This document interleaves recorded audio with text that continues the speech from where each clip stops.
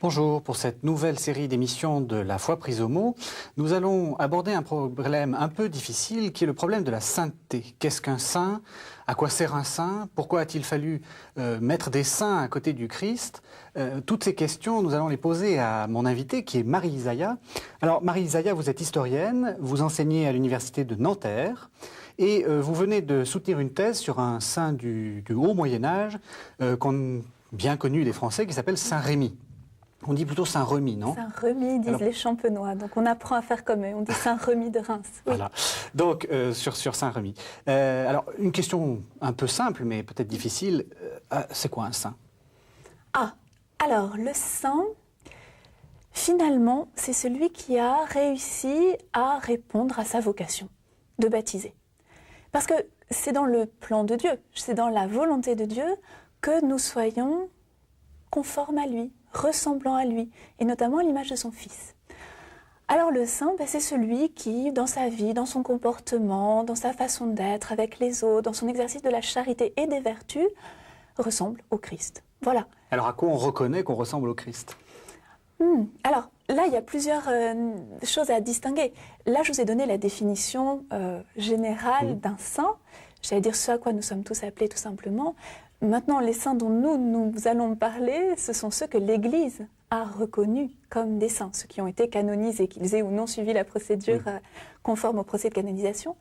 Et donc là, on reconnaît donc un les saints saint... officiels, pardon. Voilà. Les saints officiels, ceux du calendrier. Si on veut, ceux qui ont reçu le label. Alors ils sont un petit peu plus nombreux que ceux du calendrier, mais oui. Disons qu'il y a... s'ajoute à la définition générale que j'ai pu donner en introduction, une reconnaissance objective par l'Église qui juge et qui tranche pour dire un tel non seulement a été conforme au Christ, mais nous le reconnaissons, cela a une objectivité et nous l'offrons à l'Église comme modèle et comme intercesseur. Voilà, là c'est peut-être un peu plus clair. Et on reconnaît ça comment? Ça ne nous arrive pas tous les jours de croiser un saint et de dire oui là, en sa présence, j'ai le sentiment de Dieu. Non, ça arrive, pas toujours. Alors à quoi ça se marque? Ce que l'Église a retenu finalement, ce sont les miracles. Parce que nous prouvent les miracles? Qu'un défunt est auprès de Dieu. Et de ce fait, ajusté à la volonté divine, est capable d'obtenir en faveur de l'Église de la terre des miracles, des choses surnaturelles qui ne peuvent s'expliquer que par l'intervention de Dieu. Parce qu'être auprès de Dieu, c'est pouvoir faire des miracles. Ça, c'est compliqué, oui. Il ne faudrait peut-être pas croire à cette image un peu séduisante, mais trop facile du trésor. Alors le saint, par ses mérites, par sa vie vertueuse, aurait une sorte de capital qu'il ferait valoir auprès du grand argentier, Dieu qui après dilapiderait sur terre un trésor de grâce. Non, disons que le saint est devenu ce que Dieu voulait qu'il soit. La volonté de Dieu, la volonté du saint ont été ajustées et de ce fait, Dieu est heureux, j'allais dire, de répandre ses grâces telles que le lui demande son saint. Je le vois plutôt comme ça. Ce qui est important de faire comprendre, c'est que ce n'est pas le saint qui fait le miracle, c'est Dieu. Ah oui, et ça, les hagiographes le répéteront volontiers. Alors les hagiographes, c'est ceux qui étudient les saints, enfin qui sont les spécialistes des saints, c'est ça? Ou qui vont écrire leur histoire, parce qu'à chaque saint correspond finalement un biographe, alors que nous, dans notre jargon, on va appeler hagiographe, mais c'est ça, c'est le grec biographe. agios, le saint. Le saint. Voilà. Et graphein, écrire. Donc l'hagiographe, c'est celui qui écrit sur la sainteté, sur le saint. Une sorte de biographie, souvent très codifiée, qui a pour but de montrer que telle personne n'est pas un anonyme, mais qu'il a réussi à passer par toutes les étapes qui font la sainteté, depuis une enfance plus ou moins vertueuse jusqu'à une mort édifiante. Ça, c'est important, le moment du grand passage, qui fait que maintenant, il est vivant auprès de Dieu. Et donc, un intercesseur efficace.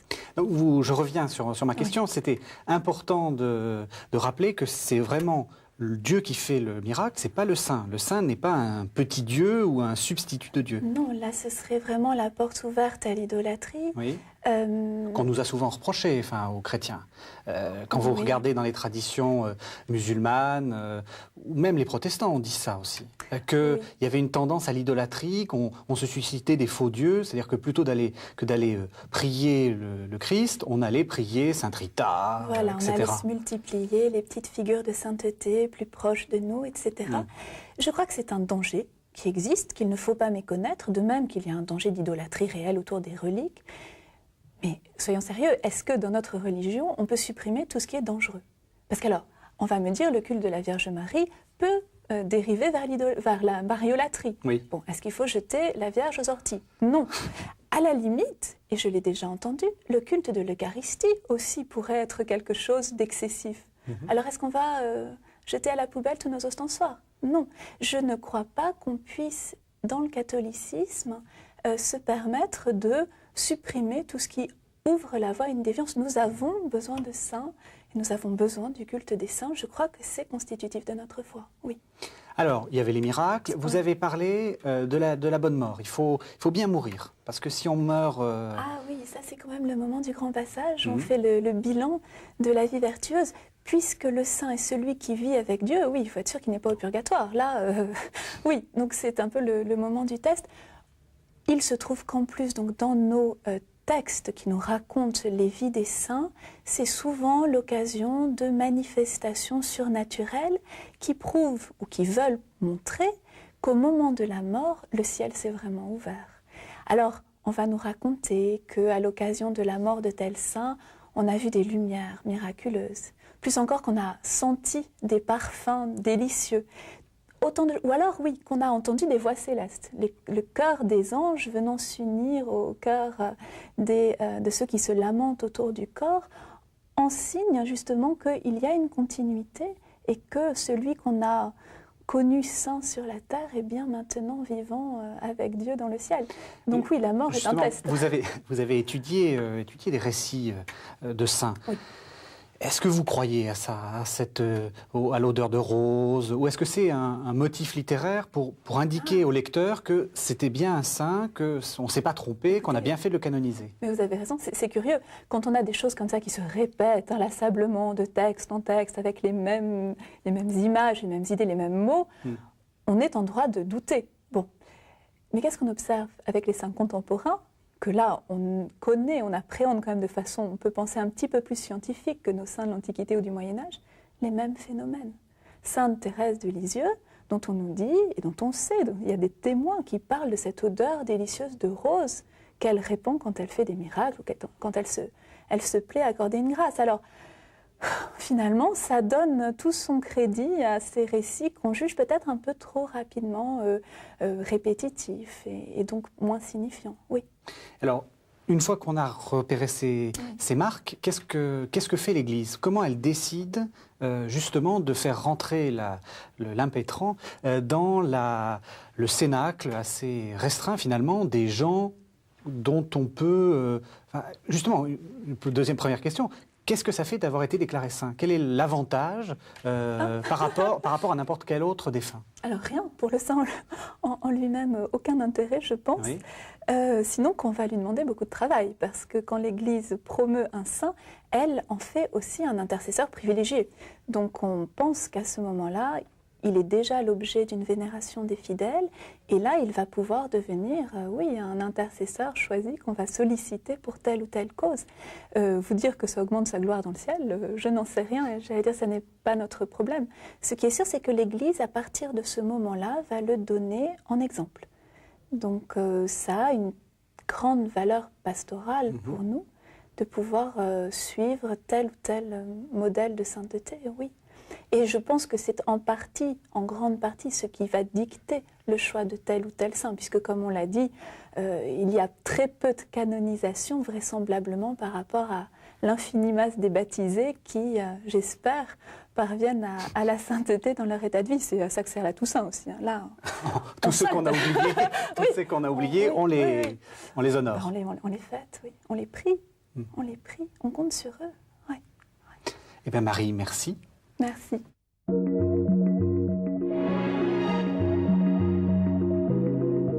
Remontons un petit peu à avant le christianisme, la Bible, dans l'Ancien Testament, Dieu seul est saint. Et puis ensuite, dans le Nouveau Testament, on s'aperçoit qu'on applique surtout cet adjectif de saint à l'Esprit, au Saint-Esprit, même si Paul a tendance à appeler les chrétiens saints. D'où vient l'usage contemporain du mot saint, c'est-à-dire la figure que l'on honore particulièrement parce qu'elle représente le chrétien parfait ou celui qui représente le mieux le Christ dans sa vie? Mais j'aurais tendance à dire de Paul, justement. Le moment où on prend conscience, c'est Paul qui nous le dit, « Vous avez été choisis par Dieu dès avant la création du monde pour être saints et irréprochables devant sa face. » Et quand vous dites que c'est Paul, d'ailleurs, le Christ aussi, « Soyez parfaits comme votre Père est parfait. » Il dit saint, il dit pas saint, il dit parfait. Oui, alors là, c'est vous le spécialiste du grec ou de je ne sais pas trop quoi. Non, sérieusement, je crois que c'est vraiment dans la vocation de tout chrétien. Alors après, il y a des évolutions dans l'histoire, c'est vrai, en fonction du moment où, d'abord, j'allais dire, c'est chaque communauté qui va se choisir un peu dans ses anciens, dans ses défunts, ceux dont elle croit qu'ils peuvent constituer des intercesseurs efficaces. Et puis il y a ce moment vraiment le tournant de la fin du XIIe siècle, où c'est l'Église de Rome qui dit « c'est à nous de décider », non pas de décider, mais de trancher, de savoir qui sont les saints. C'est la grande invention du procès de canonisation qui change quand même, non pas la nature, mais le mode d'accession, c'est vrai, à la sainteté. Le procès de canonisation, c'est un vrai procès, en fait, avec un avocat pour le saint et un accusateur pour le saint. Il ne faut peut-être pas imaginer de grandes plaidoiries, il faut surtout imaginer un très gros dossier. Parce qu'on va chercher à rassembler autour d'une personne non seulement tous les témoignages possibles sur sa vie, les témoignages de ceux qui l'ont connu, des pères spirituels, des supérieurs de je ne sais pas quoi, des évêques du diocèse, et puis tout ce que le saint, le candidat saint peut avoir écrit, par exemple. Alors, dans certains cas, ça prend des allures terrifiantes pour des grands théologiens. Il va falloir examiner toutes leurs œuvres pour chercher la petite bête, savoir s'ils ne se sont pas trompés, où ils ont erré, si ils ont erré. Là, ça rallonge. Et puis, la correspondance privée. C'est comme ça qu'on publie les œuvres intégrales de tels saints avec le premier billet qu'à l'âge de 4 ans ils ont écrit. Et tout ça est examiné. Donc il faut faire, si on veut devenir saint, il faut faire très attention je crois qu'il faut à, mots, à ces cartes postales. Oui, oui. Et je crois que ça va plus vite si on a moins gardé, c'est sûr. Oui, oui. Quand il faut vraiment passer en revue tout ce qui a pu être écrit, oui, là c'est un petit peu plus long, sûrement. Alors, avant le XIIe siècle, il y en a quand même d'autres des saints. Enfin, on n'attend pas le procès de canonisation pour qu'il y ait des saints. Je crois que le moment qui lance un peu le culte des saints, c'est quand même l'époque des martyrs, l'époque de la persécution. Parce que là, la conformation au Christ est manifeste. Qu'est-ce que c'est qu'un martyr? C'est celui qui affirme sa foi au Christ jusqu'au don de sa vie. Et donc, les premières communautés ont le sentiment très fort que cet homme, cette femme qui, parmi elles, a été jusqu'à donner sa vie, renouvelle, réitère d'une certaine façon le sacrifice du Christ. Donc, à partir de ce moment-là, on va commencer à honorer leur tombe, honorer leur reste, et le culte des saints est lancé. Oui. Et donc, leur reste se trouve dans des cimetières qui sont les catacombes, et c'est... Enfin, c'est autour de Rome. Autour de Rome. Et c'est aussi pour ça qu'on a eu l'impression que les chrétiens, dans la première, première moitié du IIIe siècle, peut-être un petit peu avant. De toute façon, on peut aller jusqu'à Constantin. C'est-à-dire, tant que l'Église a été persécutée. Voilà, on a l'impression que ces chrétiens-là sont un christianisme de catacombes ou un christianisme de cave. Mais c'est pas du tout, ils n'y vivaient pas dans ces catacombes. Ils n'y vivaient certainement pas. Disons que c'était des lieux particulièrement propices pour les réunions discrètes. Parce qu'alors, il faut imaginer la ville romaine avec toujours les cimetières le plus loin possible des murs, à l'extérieur des murs, le long des voies de communication. Donc c'est à la fois un endroit où il est naturel de se rendre, les Romains païens, je veux dire, honorent aussi leurs morts par des banquets, au moins des repas, des retrouvailles des banquets, sur le lieu des inhumations. Donc il est normal qu'une communauté s'y retrouve, une petite famille finalement. Et puis pourtant ce sont des lieux assez discrets. On va pouvoir, c'est vrai, se réunir, sans que ça se voit trop. c'est moins contrôlé peut-être qu'à l'intérieur des murs. Ça, c'est possible. D'où cette impression, oui, d'église secrète, un peu. Mais est-ce qu'il n'y a pas une continuité avec des cultes païens? Est-ce que ce culte des saints au premier temps de l'Église, c'est pas un peu un culte des morts? On l'a dit, on l'a cru, on en discute. Je fais partie de ceux qui voient surtout la rupture avec le paganisme traditionnel. Pourquoi? Il faut imaginer dans la religion romaine un dégoût incroyable pour le corps mort, qui est pourriture, qu'on doit brûler d'ailleurs, ou qu'on doit inhumer à l'extérieur des murs. Et que vont faire les chrétiens? Justement, choisir ces corps morts comme le lieu, le signe de l'adhésion au Christ et le lieu de leur rassemblement. Là, je crois qu'il y a un renversement de mentalité qui, au contraire, établit une rupture profonde entre le paganisme et le christianisme. Se réunir pour célébrer le culte autour d'un cadavre, non, là, il fallait être chrétien. Donc, c'est vraiment une spécificité chrétienne. Ah oui, oui, mais même dans la religion juive, le corps mort doit être est quelque chose d'impur, dont on doit se débarrasser le plus rapidement possible. Donc là, non, je crois que la rupture l'emporte très très nettement sur la continuité. Alors on avance un peu dans le temps, il y a ces fameux procès de canonisation, et ensuite on a un peu accusé l'Église d'avoir fait des saints politiques, c'est-à-dire que lorsqu'elle avait envie de faire plaisir à un roi, prenons par exemple Saint Louis, on voulait faire plaisir à son successeur, eh bien on le déclare saint. Ah, alors Saint Louis, je vois deux aspects dans votre question. Dire que les canonisations sont influencées par l'histoire politique, c'est sûr, j'ai des tas d'exemples. Le cas particulier de Saint Louis m'intéresse, et là je dois dire que c'est un vrai saint. Il n'y a rien à faire. On a un laïc exemplaire dans l'exercice de sa vie de famille, un bon père, un bon époux, un véritable ascète, quelqu'un de véritablement généreux avec les pauvres, et qui dans son métier de roi cherche à maintenir la paix, cherche à faire régner la justice, cherche à régler les conflits. Là, je crois que pour Saint Louis, nous tenons un vrai saint. Non, là où il y a des saints qui sont favorisés ou dont la canonisation peut être retardée par les circonstances politiques, prenons Jeanne d'Arc. Moi, ça me fait sourire. C'est quand même quelqu'un de la fin du Moyen-Âge dont la sainteté a été reconnue par la voie populaire de façon assez rapide ou spontanée. Vous savez quand elle a été béatifiée puis canonisée? Dans les années 20, je crois. Oui, de part et d'autre de la Première Guerre mondiale. Oui. C'est-à-dire à un moment où le patriotisme français était à son apogée et où on retrouvait dans Jeanne d'Arc cette espèce d'élan national qui animait aussi la société d'alors. Et là, c'est vrai que les circonstances politiques, si on veut, accélèrent ou favorisent, servent d'éléments déclencheurs peut-être à la canonisation. Et est-ce qu'on n'a pas aussi tendance à beaucoup canoniser les fondateurs d'ordres religieux? Oui, sûrement. Là, il y a quand même un effet concret, matériel, qui explique assez bien le phénomène, c'est que la canonisation, on l'a dit, c'est long et c'est difficile. Et quelle institution a les moyens humains, pas les moyens financiers, mais les moyens humains, de rassembler tous les écrits et pendant 10 ans, 20 ans, 50 ans, avec une parfaite continuité, de promouvoir la cause d'un saint à Rome, c'est sûr que les communautés religieuses, surtout quand elles ont envie de défendre la figure d'un fondateur, les communautés religieuses sont les mieux placées. C'est infiniment plus difficile pour une famille qui doit donner la cause, à l'évêque du diocèse, qui a quand même autre chose à faire que d'aller à Rome plaider, etc. Un procès, ça peut durer des siècles. Des siècles. Oui, donc il faut quelque chose de stable. Donc un ordre a plutôt tendance à... C'est plus facile. Je connais bien l'exemple de Sainte Élisabeth de la Trinité, donc cette carmélite du tout début du XXe siècle. Elle était à peine morte que le Carmel de Dijon avait déjà rassemblé ses papiers. C'est facile. Merci Marie. Merci.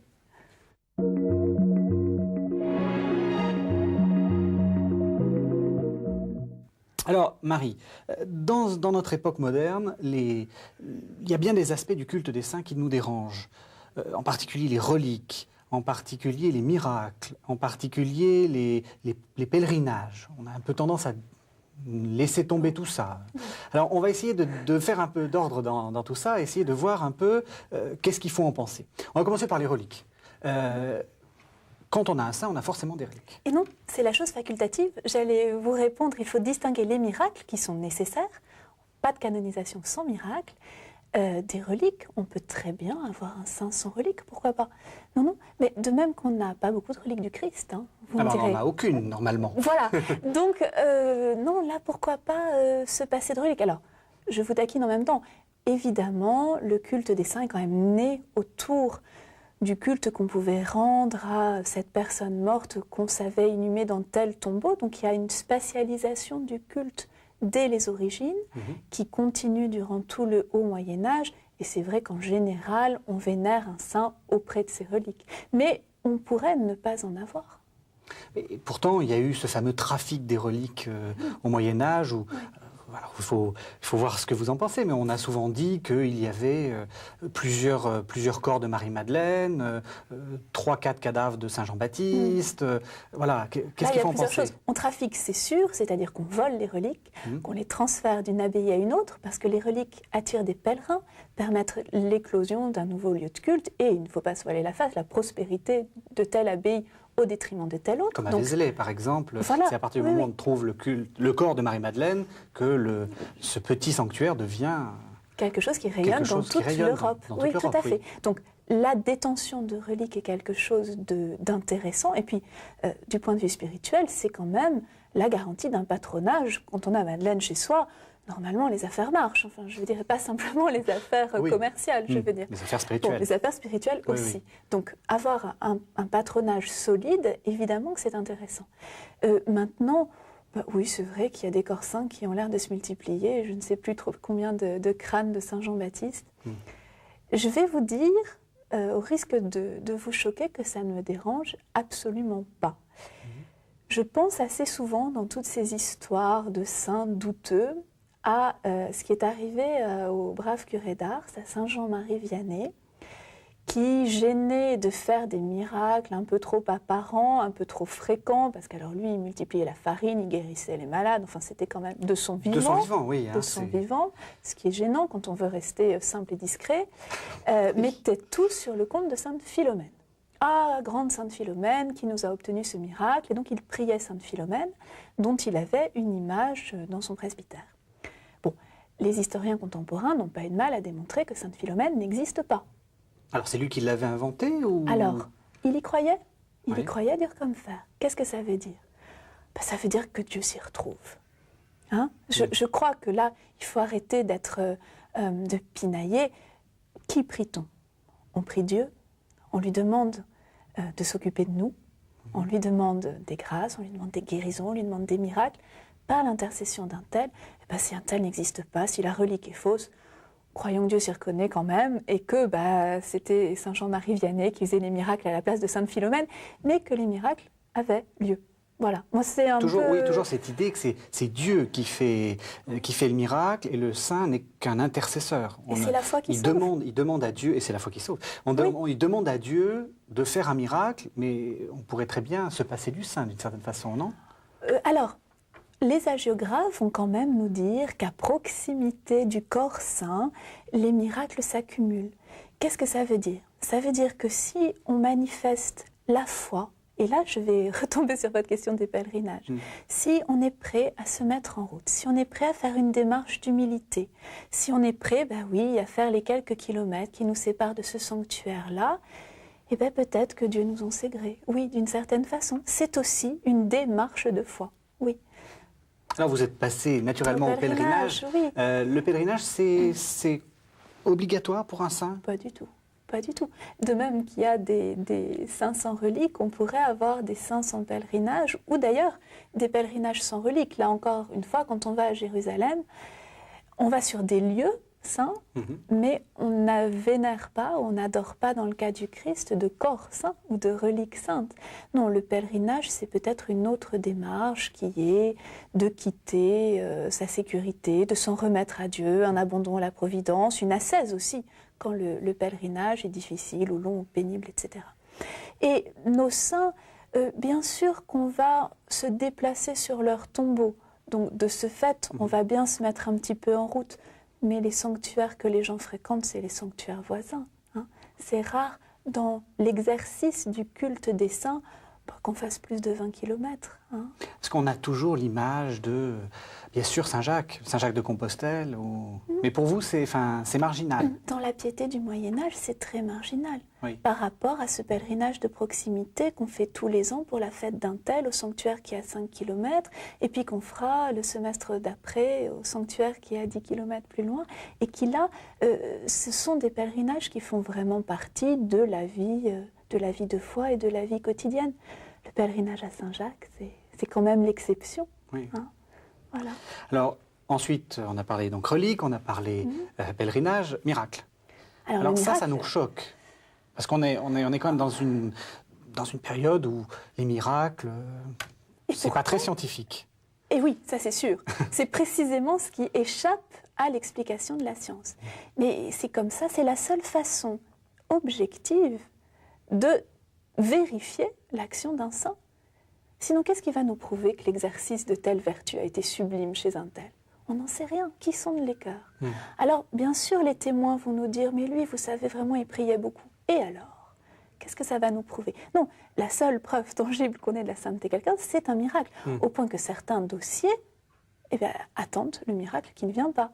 On béatifie seulement. En octobre 2005 prochain, donc, Charles de Foucauld, qui a attendu son miracle pendant d'assez nombreuses années. Il est mort dans les années 20, je dirais, non? Oui, peut-être même, oui, peut-être avant, quelque chose comme ça. Oui, donc ça fait... Voilà, pourtant, la réputation de sainteté était bien établie, l'ordre ou la communauté qui a suivi son exemple bien établi aussi, intéressée à la promotion de ce culte, et la béatification ne venait pas. On attendait le miracle.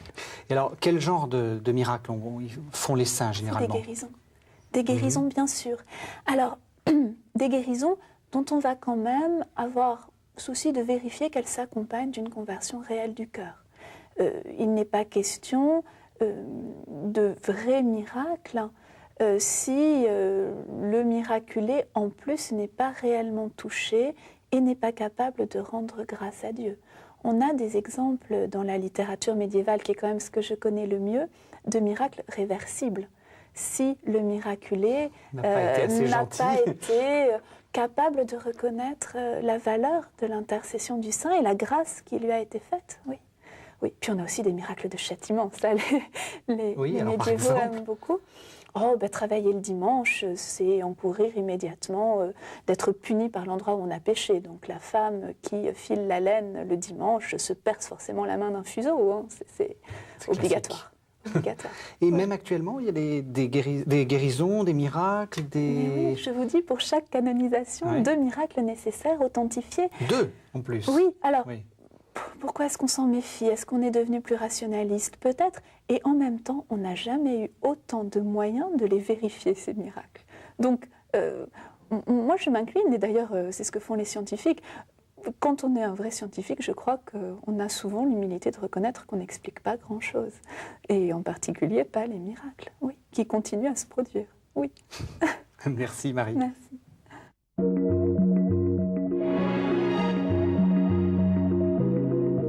Nous allons aborder quelques figures dont vous allez nous parler. On va commencer par Saint-Rémy, puisque c'est un peu votre saint fétiche, puisque je rappelle que vous avez fait une thèse sur Saint-Rémy. Alors, oui, Saint-Rémy, puisqu'il faut parler à la mode champenoise. Alors, Saint-Rémy, c'est qui? Saint-Rémy, évêque du 5e au 6e siècle, alors on le connaît parce que c'est lui qui a, faut le dire, plongé le roi Clovis dans le baptistère. Donc c'est la tête, fière, Sicambre. Oui, bon, parole historique c'est ou pas. Historique ou... Pourquoi pas, bon, peu importe finalement. En tout cas, le baptême a eu lieu, voilà. Alors après, on lui donne la signification qu'on veut. Finalement, c'est quand même, du point de vue de la sainteté de Rémy, ce qui a le moins d'importance. Parce que, et ça, on ne l'a peut-être pas encore assez dit, ce qui compte pour être saint, c'est quand même essentiellement l'exercice des vertus, la capacité à être plein de charité, de foi et d'espérance. Et là, qu'on baptise un roi franc ou pas, finalement, ça a moins d'importance. Quand on dit que c'était le baptême de la France, vous savez, quand on a fait Ça le ne veut centenaire. rien dire. Non, pour ça, le 15e centenaire a été assez mesuré dans la mesure où il a été très bien orienté vers l'idée de la conversion d'un homme. On n'a pas tant que ça parlé du baptême de la France, en tout cas pas du côté de la communauté scientifique. On a bien insisté sur la démarche de conversion personnelle de Clovis, et je crois à juste titre. Et la sainteté de Remy va se nicher bien ailleurs. Dans l'exercice d'une responsabilité pastorale écrasante. Il a été à la tête du diocèse de Reims, ce qui était la métropole ecclésiastique de toute la province de Belgique seconde, pendant 70 ans. 70 ans d'invasion. Et il est mort à quel âge? Ouf. Et il a été évêque 80. à quel âge? Il est devenu évêque à 22 ans, au mépris du droit canon, et sans doute parce qu'il était déjà désigné par sa culture, ses origines familiales, et aussi, pourquoi pas, par sa sainteté. Et pendant 70 ans, je crois qu'il a été un pasteur exceptionnel, donc ça va tout de même un petit peu au-delà du baptême. Donc c'est une première figure de sainteté, disons un pasteur. C'est une figure représentative de la sainteté de l'Antiquité tardive, dans la mesure où c'est effectivement un évêque. Et à cette époque-là, on a l'impression que la sainteté est surtout incarnée pour les communautés locales par cette figure d'évêque, qui est la figure du père, du pasteur, qui réunit aussi en ses mains des attributions civiles, qui est capable d'exercer un pouvoir social, politique, voire économique, à une époque de désorganisation de l'État. Donc oui, là, la sainteté est concentrée dans ces figures de pasteurs, c'est sûr. Alors maintenant, on va faire un bond dans le temps. Saint François, pas du tout une figure de pasteur. Saint François d'Assise. Saint François d'Assise. Oui, alors là, il est peut-être mieux connu encore des Français. Alors là, Saint François d'Assise, ce qui, moi, m'éblouit, c'est de voir comment Dieu s'y prend avec les saints. À quoi ça sert un saint? On le voit avec François d'Assise, qui répond de façon providentielle à une situation de crise. Il faut se remettre dans l'idée de cette époque du tournant du Moyen-Âge, au moment où on passe d'un Moyen-Âge classique, où la sainteté va être incarnée par le monachisme bénédictin, où les laïcs finalement n'ont peut-être pas encore tout à fait trouvé leur place, on passe à une société urbaine, où le savoir, les écoles se développent, et l'Église est en porte-à-faux avec cette société-là. Que faire de la nouvelle société urbaine? Que faire de la société des marchands? Et la réponse est très largement donnée par les hérésies et par les mouvements déviants. Le catharisme, comment finalement trouver la voie du salut en dehors de l'Église? Et là, Saint François arrive comme une réponse que je qualifie volontiers de providentielle, comme une réponse à ça. Un homme qui sort de la société urbaine, de la société des marchands. Oui, il était fils de marchands. Fils de marchands. Ceux qui sont allés visiter la basilique d'Assise voient bien la fameuse scène où il se dévait, il devient renié par son il père. est renié par son père. Renié par son père et adopté symboliquement par l'Église qui lui en la tend son personne de manteau. l'évêque. Oui. Tout à fait. Et c'est ça, la beauté de Saint François, c'est l'exigence d'une absolue pauvreté dans un contexte où l'Église était certainement trop riche, ou en tout cas pleine de pouvoir, jointe à un amour de l'Église sans borne. C'est aussi une figure mystique. Il y a quand même les stigmates. Il y a les stigmates, c'est bien. Ça nous ramène à cette idée de la conformation au Christ. Là, les stigmates, c'est la preuve que la sainteté, c'est quoi? C'est laisser le Christ vivre en nous. Là, les stigmates en sont la preuve, alors mystérieuse, intimidante, mais réelle, puisque renouvelée dans l'histoire de la sainteté, de cette mystérieuse conformation, c'est sûr. Alors, une autre figure, justement pour montrer la diversité de la sainteté, c'est un peu le but, Saint Vincent de Paul. On l'a un peu oublié, Saint Vincent de Paul. À tort, une belle figure caritative. On l'a peut-être oublié à cause de ça, j'allais dire. C'est le saint qui est sur tous les fronts, qui fait à la fois les galériens, les enfants abandonnés, l'accompagnement de la noblesse, et puis qui jongle un petit peu avec tous ces engagements caritatifs-là. Peut-être que nous, maintenant, on est un petit peu plus séduits par les grands mystiques, je n'en sais rien. Mais quelle énergie, quel dévouement, quelle capacité d'organisation. C'est un saint caritatif, c'est une figure un peu différente. Moi, ce qui me touche encore plus, c'est que c'est un saint qui est en proie au doute. Ça, on a du mal à l'imaginer. Saint Vincent de Paul, à certains moments de sa vie, n'était pas capable de prononcer le credo à voix haute. Nous, on a un peu tendance à dire « je m'engagerai quand j'aurai fini avec la période des doutes. D'abord, je vérifie que toute la foi est bien sûre, et après viendra le temps, naturellement, où je me donnerai aux autres. Non, là, Saint Vincent de Paul mène de front son apostolat, ses activités caritatives, en ayant à l'intérieur de lui un doute lancinant. Et cette façon-là de compter sur Dieu, de dire, après tout, le sentiment de la foi, Dieu le donne, Dieu ne le donne pas, peu importe, je fais mon devoir de mon mieux, avec énergie, détermination. Ça va peut-être un petit peu plus loin que la figure du saint caritatif. Oui. Alors, donc le saint douteur, saint caritatif. Maintenant, une autre figure, très à la mode, sainte Thérèse. Ah, puis c'est une femme quand même, parce que là, on allait un petit peu oublier. Alors bon, une religieuse, tant pis. Sainte Thérèse de Lisieux, éblouissante, sublime dans sa rapidité à comprendre. Elle a tout compris si vite, l'enfance, le fait que, justement, que la sainteté est donnée. C'est ça, Sainte Thérèse. C'est le moment où on renonce à acquérir la sainteté par une lutte permanente pour acquérir des vertus et des mérites, et on reconnaît que la sainteté, ça va être la vie de Dieu en nous, et donc que c'est un don. Voilà, un côté un peu mièvre aussi. Enfin, non, vous ne trouvez pas qu'elle est un peu... Enfin, quand on la lit, tout est beau, tout est... Il faut la relire, d'abord. Alors, pourquoi incitez-nous à la relire. Elle est marquée, c'est sûr, par le style de son époque. Il faut voir l'éducation qu'on donnait aux filles. C'est effrayant, l'état de sous-culture et de sous-éducation dans lequel elle a été maintenue, d'une certaine façon, et aussi par son entrée précoce au Carmel. Et puis là, cette découverte de Saint Paul.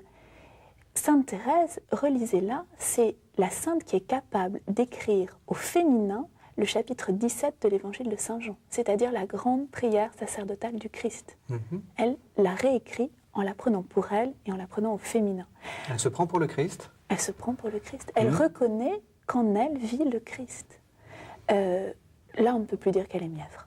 Là, on atteint la sainteté, la vraie, la pleine sainteté, et ça dépasse les bondieuseries, les oisillons et les marguerites qui peuplent certaines de ces pages. Oui, il y a ça aussi. Mais après tout, pourquoi renoncer à la sensibilité aussi, à la beauté, à ce qui l'a touché, à la musique, à ses poèmes? Quelle horreur! Elle écrit très très mal, mais ça nous touche. Il y a une certaine façon de se méfier du culte des saints que je rattacherais volontiers à cette crainte aussi de se méfier du sensible. Alors que les saints ont ça de merveilleux que non seulement ils ressemblent au Christ, mais qu'en plus ils sont restés des personnes, avec des goûts, avec des sentiments. Élisabeth de la Trinité, grande musicienne. Bon, finalement, oui, on les garde avec leur goût et leur personnalité. Merci Marie. Merci.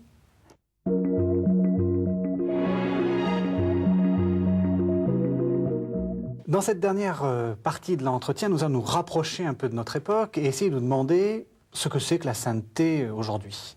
Alors, première question, on dit que Jean-Paul II a plus canonisé que tous ses prédécesseurs réunis. Pourquoi ? Il y a une raison très triste à cette histoire, c'est aussi que le XXe siècle a quand même été le siècle des grandes persécutions pour l'Église. Il y a une raison historique objective. Si on ajoute les victimes du nazisme aux victimes du communisme, sans aller chercher ailleurs, oui, on compte les martyrs par milliers. Là, c'est sûr que ça augmente les quotas, tout d'un coup. Bon, ça c'est la raison matérielle concrète, malheureusement. Il y a une autre raison, je pense, c'est la profonde compréhension pastorale de ce que peuvent représenter les saints pour le peuple chrétien. Et là, plus que le nombre des canonisations, je voudrais insister sur leur diversité. C'est ça qui frappe le plus dans le pontificat de Jean-Paul II, c'est d'être arrivé à canoniser un couple en tant que couple. Par exemple ? Les époux Quattrocci, je crois qu'ils s'appellent, un couple d'Italiens, récemment, pour leur vie conjugale exemplaire, la façon dont ils avaient réussi à traverser la vie, avoir des enfants, exercer un métier, avoir des amis, enfin voilà. Bon, ça parle aux laïcs.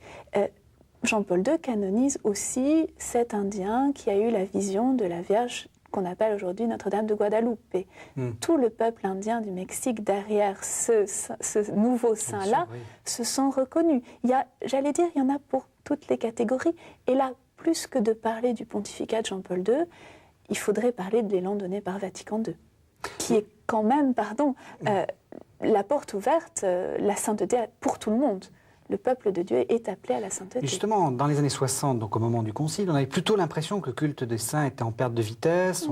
On avait fait disparaître les reliquaires. On avait essayé de mettre un peu d'ordre dans les saints en disant que Saint Christophe n'existait pas, que Saint Trita n'existait pas. Donc il y avait une sorte de soupçon.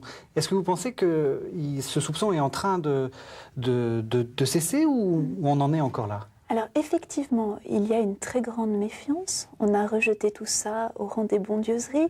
D'une certaine façon, j'ai peur que le dialogue œcuménique ait joué son rôle aussi. Comme c'est aussi une pomme de discorde avec nos frères séparés, on avait un peu tendance à ranger ça avec les accessoires du catholicisme. Je crois quand même qu'il faut garder le point de vue de l'Église universelle, reconnaître que cette crise-là, réelle, a été strictement cantonnée à l'Europe occidentale, qu'en France, elle a été particulièrement dure. Il suffit d'aller en Afrique pour se rendre compte que par exemple, Sainte Thérèse de Lisieux a fait déplacer des foules, en particulier en Afrique, en Asie, alors qu'en France... Elle a de l'importance, mais je veux dire, il n'y a pas ces immenses foules à Lisieux. À Lisieux, non. Mais quand elle est venue à Paris, elle est venue en 2000, elle est revenue récemment, la basilique Notre-Dame des Victoires était comble, l'église de la Trinité était comble. Et même quand on organise de façon beaucoup plus régulière la vénération de la couronne d'épines le vendredi saint à la cathédrale de Paris, ça ne désemplit pas. Je crois qu'on revient peu à peu à une compréhension un petit peu décontractée de ce culte des saints et des reliques qui ont le droit de citer. Mais vous avez raison, il y a eu cette ère du soupçon, là aussi. Voilà. Alors, quel est ce nouveau... Vous avez parlé de compréhension décontractée, j'aime bien cette expression. Alors, décontractons-nous, et c'est quoi un saint moderne, un saint actuel ? Alors, j'espère qu'il n'y a pas tant de différence que ça. La sainteté, il n'y en a quand même qu'une, et elle est donnée par Dieu, par l'Esprit, et c'est toujours la même. Ce qui change dans les figures de sainteté actuelles, c'est vrai que c'est la promotion du laïcat, je pense. Cette compréhension qu'après tout, la sainteté est offerte à tous les états de vie, et que donc on va pouvoir,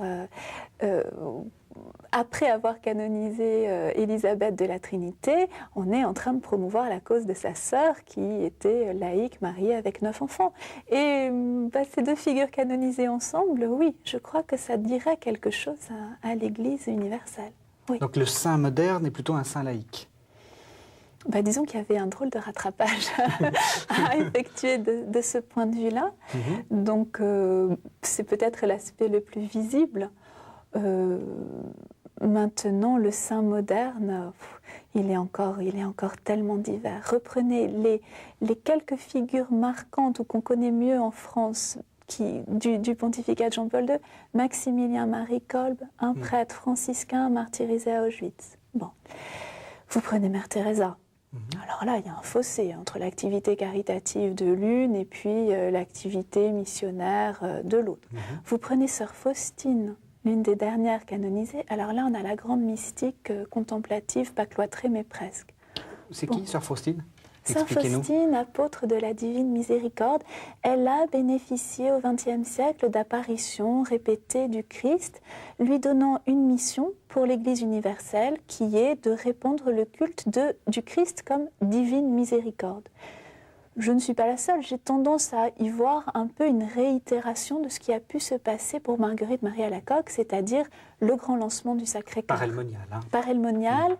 Pareil, des apparitions du Christ, essayant de faire comprendre à son peuple un aspect particulier de son amour, un amour brûlant de charité et qui n'exclut pas la souffrance avec Marguerite Marie. Là, un amour qui est d'abord miséricorde avec Sœur Faustine. Il est le même, mais il vient se révéler dans le temps et dans l'histoire sous des aspects différents, toujours par cet intermédiaire d'une femme. Alors, on peut se demander, c'est peut-être la limite de ce genre de sainteté, s'il faut avoir des grâces mystiques pour être saint. Ça, c'est la question que posent des personnalités comme Faustine ou Marguerite Marie. L'Église dit que non, qu'il faut en plus, et d'abord et avant tout, exercer ses vertus, et que ces grâces mystiques ne sont absolument pas nécessaires, qu'à la limite, elles pourraient être données à des personnes pas saintes du tout. Là, il y a union des deux. Voilà. Alors, est-ce qu'il y a des saints qui sont un peu en perte de vitesse? Je reprends toujours votre saint préféré, qui est Saint Rémy. Oui, voilà. la dévotion à Saint Rémy n'est pas très vive. N'est pas très vive. Est-ce qu'il y a des saints qui sont un peu incompatibles avec notre époque? Incompatibles peut-être, oui. Certaines figures de saints abbés qui ne disent plus rien à personne, oui. Mais tant mieux. Est-ce qu'il faut continuer à... Non. Non, c'est les saints ont quelle utilité pour nous, l'Église militante, comme on disait dans notre vocabulaire désuet d'autrefois. Quelle utilité? Être des exemples, nous parler. Quand ils ne nous parlent plus, ils restent au ciel, ils y sont très bien, ils y intercèdent pour nous. Peu importe, j'allais dire. Le culte qu'on leur rend ou qu'on ne leur rend pas a finalement peu d'influence sur leur état de bienheureux. Non, ce qui compte, c'est que, oui, ils soient actuels pour nous parler. C'est ça l'utilité d'un saint aujourd'hui. Alors finalement, quand il est périmé, tant pis. Il y a des saints périmés. Oh, il y a des saints oubliés en tout cas. Est-ce qu'il y a des saints pour lesquels vous avez, vous, une dévotion particulière? Oui, Sainte Catherine Labouré. Justement, parce qu'il n'y a pas grand-chose à en dire. Elle a vu la Vierge, voilà. Pourquoi est-ce qu'elle a été choisie par elle? On n'en saura rien. Sainte Catherine Labouré, c'est celle de la rue du Bac qui a donné la médaille miraculeuse. C'est la fille de charité que la Vierge a fait venir une nuit dans la chapelle en lui disant « Écoute mon enfant, regarde, j'ai un modèle de médaille, est-ce que tu pourrais t'en occuper? On la ferait graver, ça ferait du bien. Voilà. Ce genre de figure qui après a vécu dans l'humilité, la disparition, l'anéantissement total. Personne ne savait qui elle était dans sa congrégation. Oui, y compris dans sa congrégation, qui vivait largement avec la médaille miraculeuse. De la médaille miraculeuse, On ne savait pas que c'était elle qui avait donné le modèle. Voilà. Et elle a vécu cette vie d'effacement. Oui, ce genre de femme, justement, parce qu'elle nous dit que la sainteté n'est pas de bénéficier d'une apparition. Elle aurait pu s'en tenir là et en tirer gloire. Non, elle a compris que la sainteté, c'était de vivre son état de fille de charité et donc d'être au service de la cuisine d'un hospice de vieillards en région parisienne. Voilà. Et ça, j'avoue que oui, j'aime bien. J'aime bien cette simplicité-là. Bon, après, c'est mon goût. Merci d'avoir passé tout ce temps avec nous, Marie. Merci de m'avoir interrogée sur un sujet que j'aime beaucoup. Merci beaucoup, Régis.